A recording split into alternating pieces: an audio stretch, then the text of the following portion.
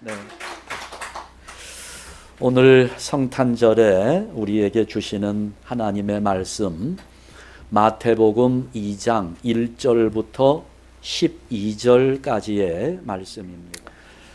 성탄절이 되면 옛날 생각이 참 많이 납니다. 어른이 되었을 때보다는 어렸을 때 크리스마스를 기다리던 마음이 더 컸고, 하여튼 크리스마스가 되면 뭔가 엄청난 선물이 나에게 주어질 것 같은 그런 착각 속에서 그날을 손꼽아 기다렸지요. 그래서 교회에 가서 성탄 찬송을 부르고 예배도 드리고 공과학 공부를 하는데 옛날 생각이 났어요. 공과학 공부 시간에 그 미로 찾기를 한 적이 있습니다. 여러분, 미로 찾기 많이들 해보셨잖아요. 이런 겁니다. 요거 화면을 한번 좀 띄워봐 주세요. 이런 거 연필로 이렇게 해서 목적지를 찾아가는 건데, 그 꼬린 지점에는 말구유에 누워 계신 아기 예수님이 있고, 출발점에는 동방 박사들이 이제 예수님을 찾아서 떠날 준비를 하고 있습니다. 그러면 이제 이 안에 제가 했던 미로는 이런 건 아니었는데요, 설명을 하려고 한번 찾아보니까 이런 비슷한 게 있더라고요. 연필로 이렇게 선을 그어가면서 막히지 않은 길을 찾아가며 예수님 계신 곳까지 도달하는 그런 것입니다. 그런 공부인데, 근데 그때는 그냥 찾는 재미로 했어요. 지금 생각해 보니까 이게 아이들에게 굉장한 교육을 시켰던 프로그램이었구나 싶은 생각이 성탄절의 의미를 바르게 깨닫게 해주는 겁니다. 이 일을 통해서, 이 그림에서 그 밑에 목적지까지 찾아가는 일을 통해서 아이들의 마음에 심어주는 겁니다. 성탄절은 어떤 절기인가? 성탄절은 예수님을 찾는 절기라는 것을 가르쳤던 공부 시간이었습니다. 그렇지요. 여러분, 우리 마음에는 성탄절이 어떤 날이라고 기억되어 있습니까? 어떻게 인식하고 있나요? 연말에 들뜬 분위기와 함께 어울리면서 친구들과 만나고 먹고 마시고 즐기면서 타락하는 기회일 수 없다는 겁니다. 성탄절은 절대 그럴 수 없어요. 성탄절, 우리를 타락시키는 절기가 아니라 오늘 우리들에게는 예수 그리스도를 맞이하는 절기가 되어야 하는 것입니다. 여러분, 오늘 우리는 그리스도인이잖아요. 하나님의 백성들입니다. 예수님의 제자들이에요. 그렇기 때문에 오늘 우리 안에는 예수님의 모습을 간직하고 있어야 합니다. 아마 여러분에게도 여러분 안에 예수님의 모습이 간직되어 있을 텐데요. 한번 좀 돌아보지요. 여러분 가슴에 지금 새겨져 있는 예수님은 어떤 모습입니까? 우리 주님 본래의 모습 그대로를 정확하게 간직하고 있으면 좋겠는데, 내 마음속에 간직되어 있는 예수님의 모습이 때로는 나의 주관에 따라서, 때로는 나의 욕심 때문에 왜곡되어 있는 경우들도 상당히 많습니다. 예수님이 내 안에 계신다고 고백은 하는데 그 예수님의 모습이 왜곡되어 있는 거예요. 어떤 목사님이 전도하면서 사람들에게 물어봤대요. 예수님을 아십니까? 압니다. 그 예수님이 어떤 분이라고 생각합니까? 하고 물었답니다. 그랬더니 나오는 대답이 부정적인 대답이 대부분이었다는 거예요. 사람들이 그렇게 대답을 하더랍니다. 자기 목적을 이루기 위해서 수단 방법을 가리지 않는 서양 신이라고 그렇게 대답을 하고요. 또 어떤 사람은 자기를 믿는 자들에게는 관대하지만 자기를 따르지 않는 사람에게는 냉혹한 신이라고 대답하는 사람도 있고, 또 어떤 사람은 교회에 다니는 교인들의 부정부패를 눈감아주는 신이라고 그렇게 대답하는 사람들도 있었다는 겁니다. 참 그런 거 보면 세상에 있는 사람들, 많은 사람들이 예수님을 부정적으로 인식하고 있는 것 같아요. 왜 그럴까요? 왜 세상 사람들은 예수님을 부정적으로 생각하고 있는 것일까요? 어디에 책임이 있습니까? 바로 우리에게 책임이 있는 겁니다. 교인들에게 책임이 있어요. 여러분, 우리가 그렇거든요. 세상 사람들은 하나님을 볼 수 없어요. 세상 사람들은 예수님을 모실 수 없습니다. 그래서 그들은 하나님을 우리를 통해서 봅니다. 예수님을 우리 교인들을 통해서 경험하는 거예요. 그런데 우리가 예수님의 모습을 잘못 보여주는 거지요. 하나님의 모습을 잘못 나타내고 있는 겁니다. 그러니 세상에 있는 사람들은 우리가 예수님을 그렇게 보여주니 불신자들이 볼 때에는 예수님을 부정적인 모습으로만 생각할 수밖에 없는 겁니다. 그러니 세상 사람들로부터 이렇게 예수님에 대한 부정적인 인식들이 많이 나오고 있다는 사실은 오늘 우리 안에 예수님의 모습이 왜곡되어 있다는 것을 증명하는 겁니다. 지금 한번 점검해 봅시다. 보통 오래 신앙생활을 하신 분들도요, 그 마음속에 예수님을 모시고 살아간다고 생각하지만 사실 아기 예수의 모습보다는 능력 많은 성인 예수의 모습을 연상합니다. 질병을 고쳐주시고 문제를 해결해 주시고 죽은 자를 살리시고 풍랑을 잔잔케 하시고, 그러면서 예수님의 그런 능력, 성인으로서 베푸셨던 그런 능력이 오늘 내 인생 가운데에도 나타날 수 있기를 기대하고 있습니다. 그래서 몸이 아픈 분들은, 질병을 가진 분들은 예수님께서 질병을 고쳐주셨던 사건에 집중합니다. 설교를 들으면서도 예수님께서 병을 고쳐주셨다는 설교를 들으면서 많은 은혜를 받습니다. 사업에 어려움을 겪고 있는 분들은 또 그런 쪽으로 예수님을 바라보지요.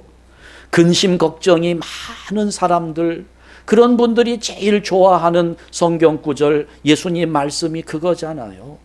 수고하고 무거운 짐진 자들아 다 내게로 오라, 내가 너희를 쉬게 하리라. 그러니까 사람들, 모든 사람들, 성도들이 예수님을 생각할 때 자기 환경과 연결 지으면서 예수님을 그려내는 것입니다. 그런데 오늘 이렇게 성탄절에 예배하면서 우리가 간직해야 할 예수님은 순수한 아기의 모습입니다. 아기 예수는 아직 질병을 고쳐본 적이 없습니다. 아기 예수는 아직 풍랑을 잔잔케 하지도 않았고요. 죽은 사람을 살린 일도 없습니다. 성경은 이 아기 예수에 대해서 이렇게 설명하고 있어요. 마태복음 1장 21절 말씀을 보게 되면 아들을 낳으리니 이름을 예수라 하라. 그러면서 그 아기 예수를 설명하는데 다 같이 이는 그가 자기 백성을 그들의 죄에서 구원할 자이심이라. 아멘. 다른 수식어가 아무것도 없습니다. 다 단 한 가지 설명밖에는 주어지지 않아요. 너희의 실패한 사업을 다시 일으켜서 성공의 길로 이끌어 주실 것이라 말하지 않습니다. 질병을 치유해 주실 분이라고도 설명하지 않습니다. 단 한 가지, 우리를 죄에서 구원하실 분이라고만 설명하고 있습니다. 왜 그럴까요, 여러분? 왜요? 우리를 죄에서 구원하시는 것 이외에 다른 것들은 본질이 아니기 때문입니다. 그 이외의 것들은 다 덤으로 주시는 것들이에요. 그거에 불과합니다. 아니, 예수님이 죽은 나사로를 살리시지 않으셨냐고 죽은 자를 살리신 예수님을 놀랍게 바라보지만 그것조차도 예수님께서 이 땅에 오신 궁극적인 목적은 아닙니다. 예수님의 목적은 우리를 죄에서 구원할 자로 이 땅에 오셨다는 겁니다. 따라서 성탄절은 우리가 이렇게 우리를 죄에서 구원하기 위하여 이 땅에 오신 아기 예수를 맞이하는 절기이기 때문에 오늘 우리가 성탄절을 기쁨으로 나누면서 예수님의 탄생을 축하하면서 예배하는 이 시간에 순수한 모습의 아기 예수를 우리 마음에 잘 모셔야 될 텐데 어떻게 하면 될까요? 첫 번째, 나의 모든 평범한 일상 속에서 예수님을 찾으려고 하는 마음을 가져야 합니다. 일상에서 예수님을 만나야 돼요. 평범한 삶 속에서 예수님을 찾을 수 있어야 합니다. 여러분, 여기 동방 박사들 보세요. 제가 한번 질문 좀 해볼까요? 동방 박사는 몇 명이었을까요? 너무 쉬워서 대답하기조차도 싫습니까? 한번 대답해 보세요. 동방 박사가 몇 명이었을까요? 7명이었나요? 7명이라는 대답은 처음 들어봤습니다. 몇 명이었을까요? 3명. 성경에 나오나요? 나와요. 제가 가진 성경과 다른 성경을 가지고 있나 봐요. 예물은 3가지지만 몇 명인지는 성경에 나오지 않아요. 그러니까 우리는 3가지 예물을 생각해서 한 사람이 하나의 예물씩을 드렸다, 이제 이렇게 우리가 추측을 하면서 3사람이라고 하지만 성경에는 동방 박사가 몇 명이라고 나오지 않습니다.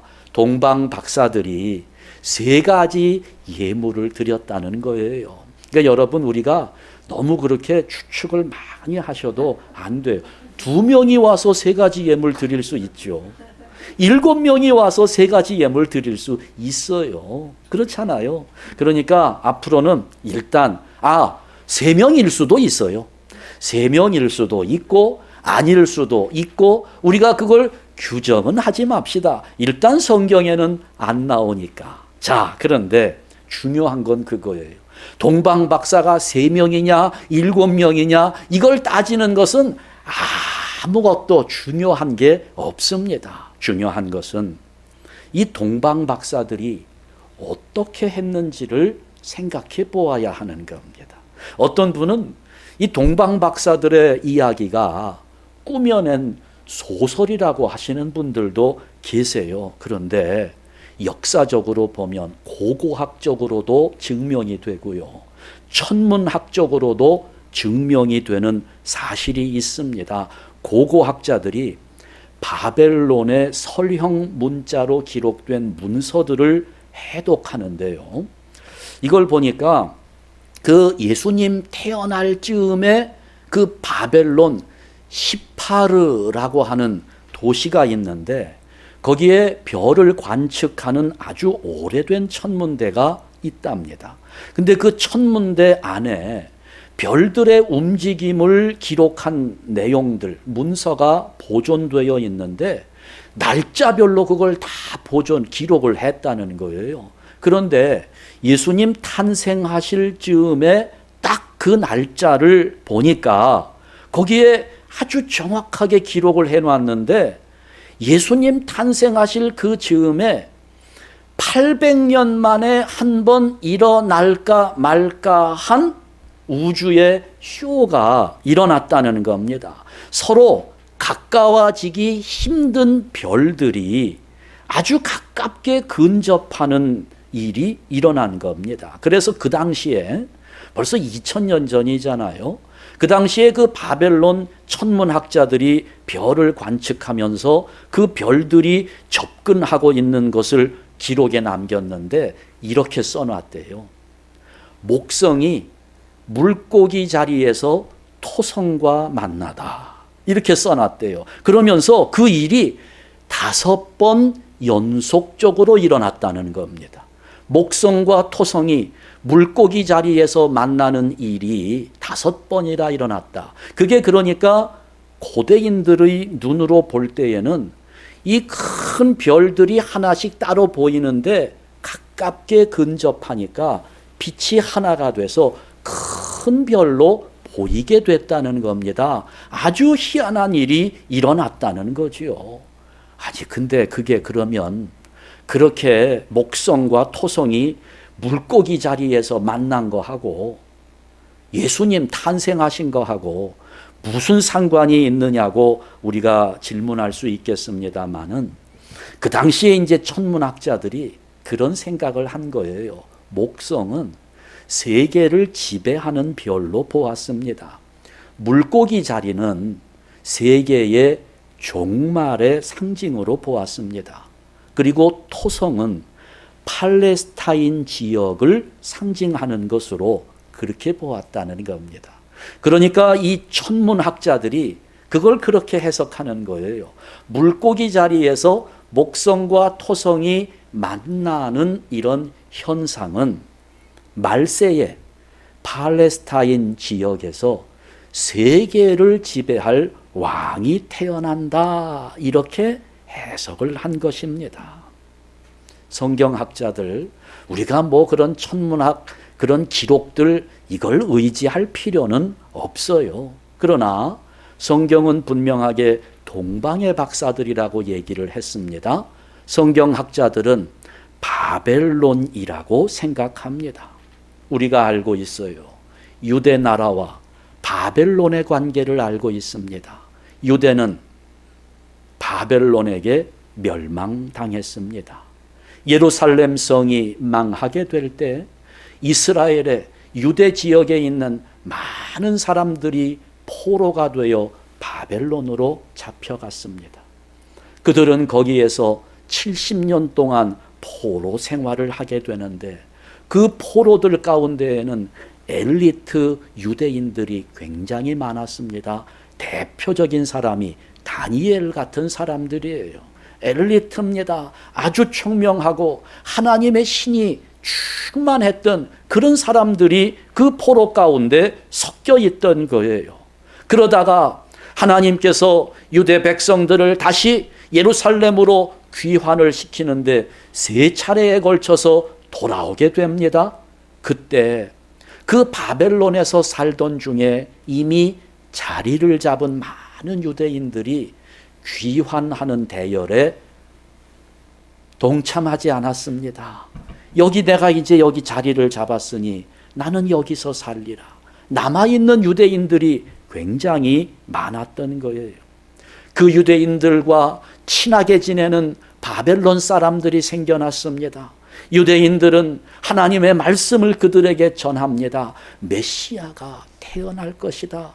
메시아가 올 것이라고 우리의 선지자들은 예언을 했다고 전해 주었습니다. 그 메시아에 대한 구약의 예언을 이 천문학자들에게 전해 준 것입니다. 그래서 이 별이 나타나게 되었을 때 박사들은 메시아가 태어나는 것이다. 확신을 가지게 되었고 그 메시아의 탄생을 보기 위하여 예루살렘까지 여행을 했던 겁니다. 그러니까 하나님께서 큰 별을 통해서 메시아의 탄생을 사모하는 그 박사들에게 알려주신 거지요. 여기서 우리가 눈여겨볼 것은 이겁니다. 물고기 자리가 어땠다, 목성이 어떻다, 토성이 어떻다, 이거는 우리가 기억할 필요도 없어요. 우리가 기억할 것은 이 동방 박사들은 마음에 메시아에 대한 예언을 담고, 그리고 자기들이 늘 해오던 일, 하늘의 별을 관찰하는 그 일 속에서 메시아의 탄생을 찾아냈다는 것입니다. 예수님의 탄생을 자기가 늘상 하던 일 속에서 알아낸 것입니다. 이게 대단히 중요한 부분입니다. 우리가 그렇게 살아야 하는 겁니다. 내가 그냥 늘 하는 일이에요. 그러나 내가 평범하게 하는 일상 속에서 예수님을 찾아내야 한다는 거지요. 내가 함께하고 있는 가족들과 함께하고 있는 내 가정에서 예수 그리스도를 볼 수 있어야 되는 겁니다. 직장에서도, 하다못해 마켓에서 장을 보는 가운데에서도 예수님을 찾아낼 수 있어야 하는 것이고, 내가 만나서 교제하고 거래하고 인사하는 모든 사람들에게서 그리스도의 모습을 볼 수 있어야 한다는 거예요. 여러분 어떻습니까? 우리가 지금 이렇게 함께 예배하고 있는데요, 예배하고 있는 이 자리에서 옆에 있는 분들, 앞에 앉은 분들 모습 속에서 예수님의 모습이 보입니까? 발견할 수 있나요? 그래야 된다는 겁니다. 함께하는 이 자리에서 우리가 예수님을 볼 수 있어야 된다. 동방 박사들은 자기들이 늘 하던 일, 별의 움직임을 관찰하면서 거기에서 아기 예수의 탄생을 경험한 것입니다. 사도 바울이 로마서 1장 20절에서 이렇게 말씀합니다. 창세로부터 그의 보이지 아니하는 것들, 곧 그의 영원하신 능력과 신성이 그가 만드신 만물에 분명히 보여 알려졌나니 그러므로 그들이 핑계하지 못할지니라.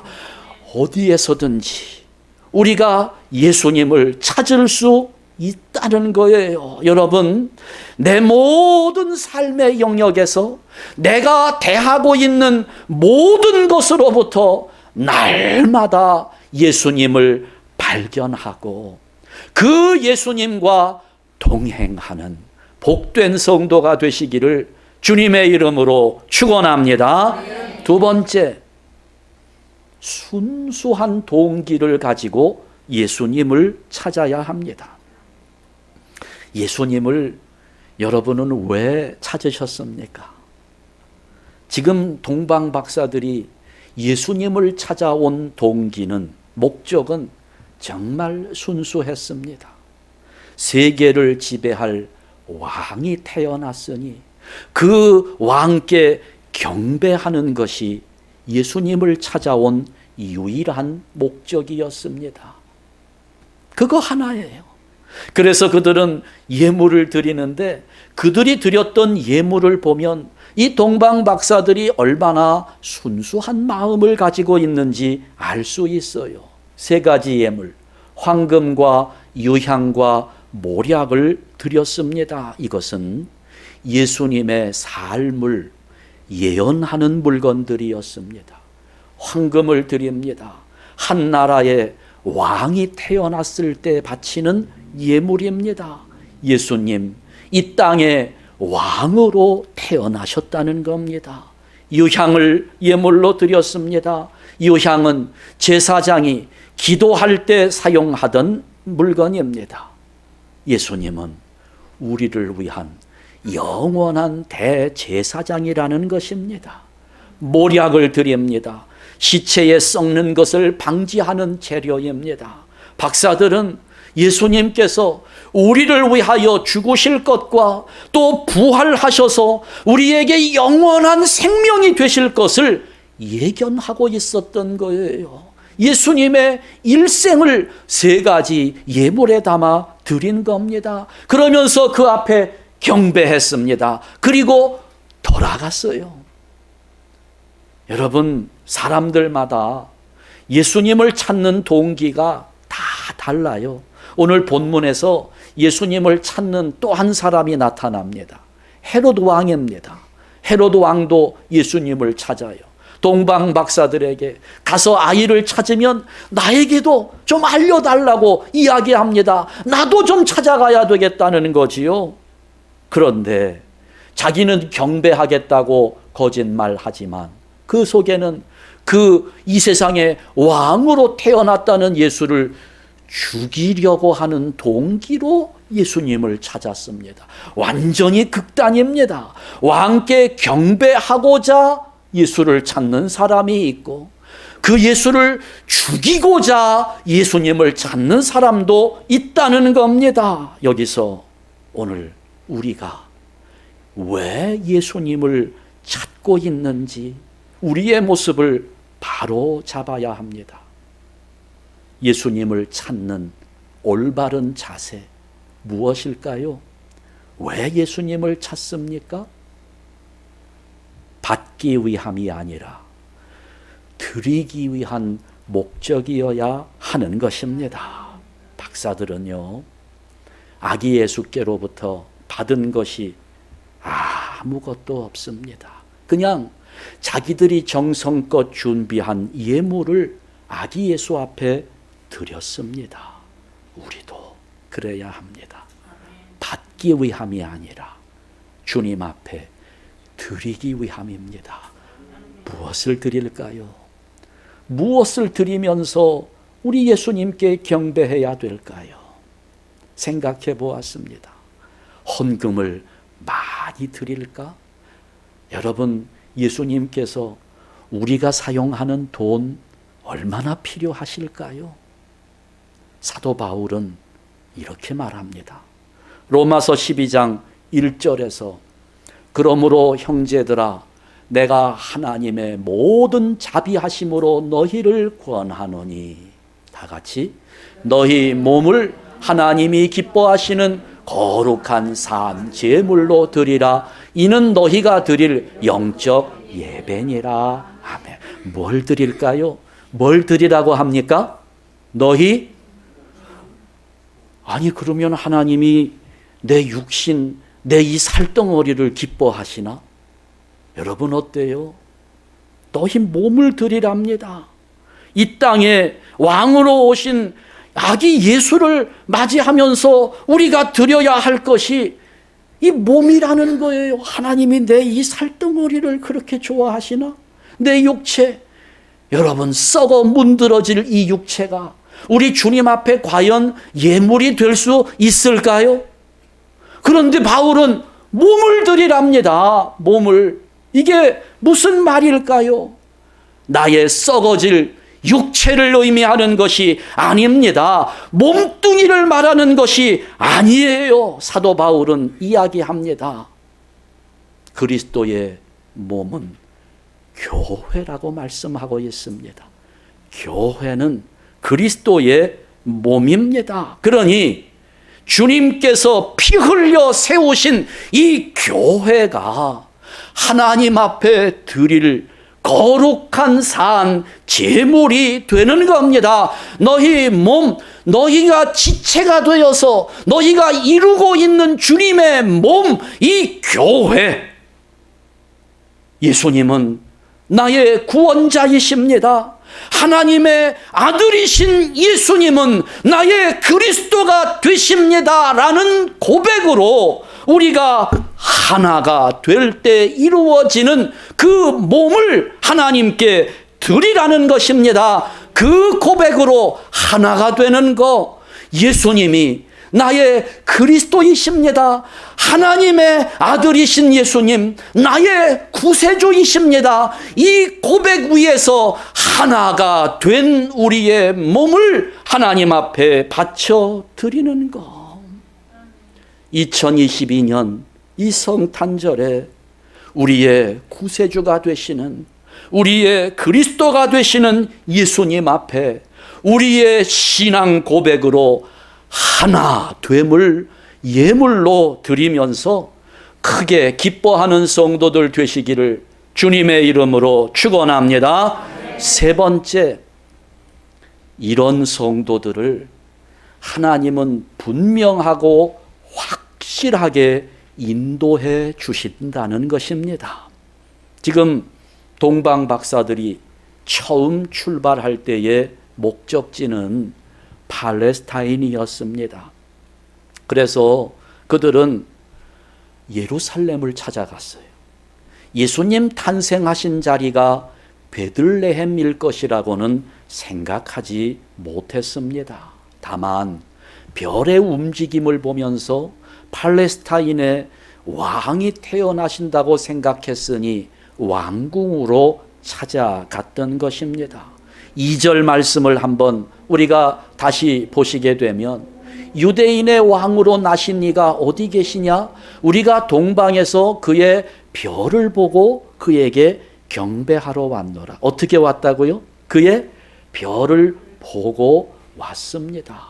그런데 예루살렘에는 없어요.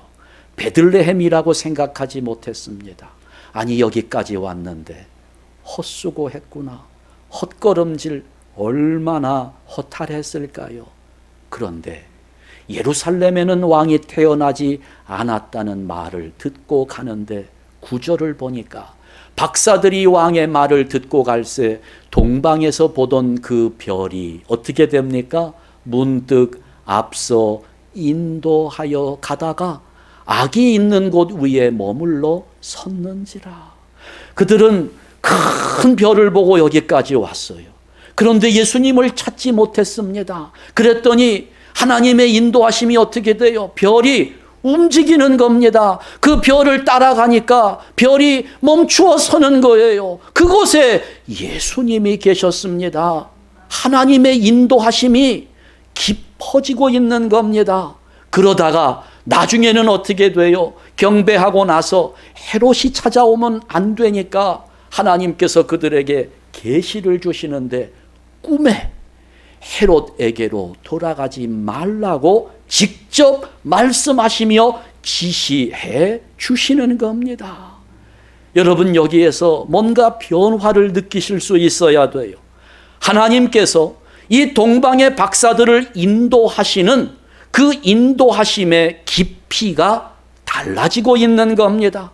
처음에는 밝은 별을 보고 예수님을 찾는 발걸음을 시작했습니다. 어렵고 힘든 여행이었겠으나 그 별 하나만 보고 예루살렘까지 순수한 마음으로 여행했습니다. 찾아왔습니다. 그런데 찾지 못하니까 하나님의 인도하심이 움직입니다. 움직이는 별을 통해서 예수님 있는 곳까지 가도록 그렇게 역사해 주시는 겁니다. 그리고 예수님을 만나고 나니까 예수님을 만난 이후에는 하나님께서 직접 말씀해 주시는 거예요. 하나님께서 이 동방 박사들을 인도하시는 손길의 깊이가 점점 깊어지는 겁니다. 보이는 별에서 인도하시는 별로, 그리고 인도하는 별에서 꿈속에서 직접 말씀하시는 것으로 점점 깊어지고 있는 겁니다. 여러분,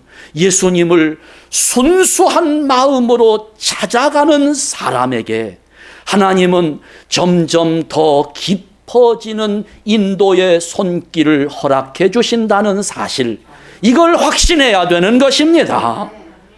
오늘 우리가 이렇게 또 한 번의 성탄절을 맞이합니다. 그냥 평범한 우리의 일상에서 순수한 동기로 예수님을 발견하고 우리의 하나됨을 거룩한 산 제물로 드리는 사람들에게는 하나님께서 점점 더 깊은 인도하심으로 우리들을 이끌어 가시며 복 주신다는 사실을 확신하면서 아기 예수를 기쁨으로 맞이하며 성탄절 지낼 수 있기를 주님의 이름으로 축원합니다. 기도하겠습니다.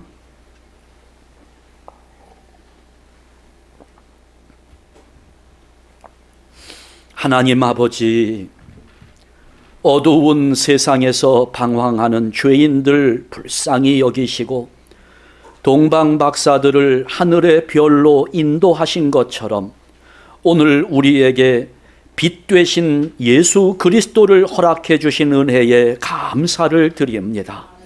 올해에도 우리는 예수님 탄생하신 복된 성탄절을 맞이합니다.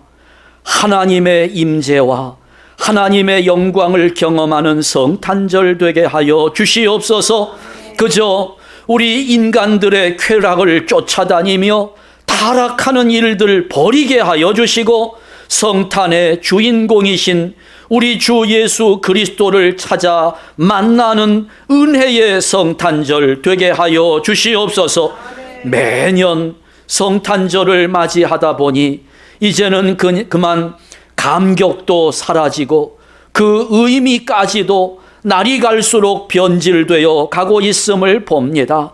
주님, 이러한 우리의 연약함을 불쌍히 여기시고 이제는 우리 모든 삶의 영역에서 주님을 발견하고 그 주님과 동행하는 삶을 살게 하시고 우리의 몸, 이 교회, 우리 신앙 고백으로 하나가 된 이것을 사한 제물로 바쳐 드리면서 순수한 동기를 가지고 아기 예수를 찾는 자들 되게 하여 주시옵소서.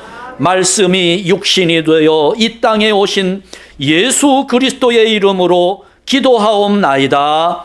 아멘.